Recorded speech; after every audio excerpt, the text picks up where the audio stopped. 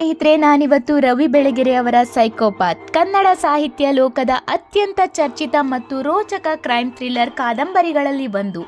ಈ ಕಾದಂಬರಿಯ ಕುರಿತಾದ ಸಂಕ್ಷಿಪ್ತ ಮಾಹಿತಿ ನಾನು ನಿಮಗೆ ಕೊಡ್ತೀನಿ.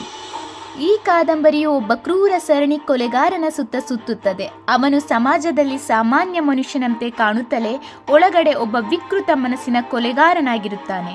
ತನ್ನ ಬೇಟೆಯನ್ನು ಅವನು ಹೇಗೆ ಹುಡುಕುತ್ತಾನೆ, ಕೊಲೆ ಮಾಡುವಾಗ ಅವನ ಮನಸ್ಥಿತಿ ಹೇಗಿರುತ್ತದೆ ಮತ್ತು ಪೊಲೀಸರ ಕಣ್ಣಿಗೆ ಮಣ್ಣೆರಚಿ ಹೇಗೆ ತಪ್ಪಿಸಿಕೊಳ್ಳುತ್ತಾನೆ ಎಂಬುದು ಕಥೆಯ ಮುಖ್ಯ ವಸ್ತು. ಈ ಕಾದಂಬರಿ ಶುರುವಾಗುವುದೇ ಒಂದು ರಹಸ್ಯದಿಂದ. ಒಬ್ಬ ಸರಣಿ ಕೊಲೆಗಾರ ತನ್ನ ಬೇಟೆಯನ್ನು ಹೇಗೆ ಹುಡುಕುತ್ತಾನೆ, ಕೊಲೆ ಮಾಡುವ ಮುನ್ನ ಅವನ ಮನಸ್ಥಿತಿ ಹೇಗಿರುತ್ತದೆ, ಇಡೀ ಪೊಲೀಸ್ ಇಲಾಖೆಯನ್ನೇ ಬೆಚ್ಚಿ ಬೀಳಿಸುವ ಆ ಕಿರಾತಕ ಯಾರು ಅನ್ನೋದೇ ಈ ಪುಸ್ತಕದ ಜೀವಾಳ.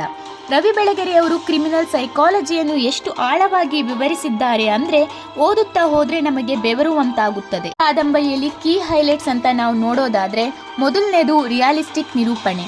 ಇದು ಕೇವಲ ಕಲ್ಪನೆಯಲ್ಲ, ನೈಜವಾಗಿ ನಡೆಯುವ ಅಪರಾಧಗಳ ಒಳನೋಟದಂತಿದೆ. ಎರಡನೇದು ಕ್ರಿಮಿನಲ್ ಮೈಂಡ್ಸೆಟ್. ಒಬ್ಬ ಅಪರಾಧಿ ಯಾಕೆ ಹಾಗೆ ಮಾಡುತ್ತಾನೆ, ಅವನ ಬಾಲ್ಯದ ಕಹಿ ಘಟನೆಗಳು ಅವನನ್ನು ಹೇಗೆ ಬದಲಿಸಿತು ಎನ್ನುವುದು ಲೇಖಕರು ಅದ್ಭುತವಾಗಿ ಕೆತ್ತಿದ್ದಾರೆ.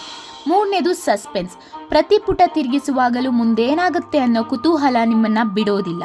ಆದರೆ ಒಂದು ವಿಷಯ ನೆನಪಿಡಿ, ಈ ಕಾದಂಬರಿಯಲ್ಲಿ ಹಿಂಸೆ ಮತ್ತು ವಿಕೃತ ಮನಸ್ಸಿನ ಚಿತ್ರಣ ಸ್ವಲ್ಪ ಹೆಚ್ಚಾಗಿಯೇ ಇದೆ. ಹಾಗಾಗಿ ಇದು ಕೇವಲ ವಯಸ್ಕರಿಗೆ ಮತ್ತು ಕ್ರೈಮ್ ಥ್ರಿಲ್ಲರ್ ಇಷ್ಟಪಡುವವರಿಗೆ ಮಾತ್ರ ಸೂಕ್ತ.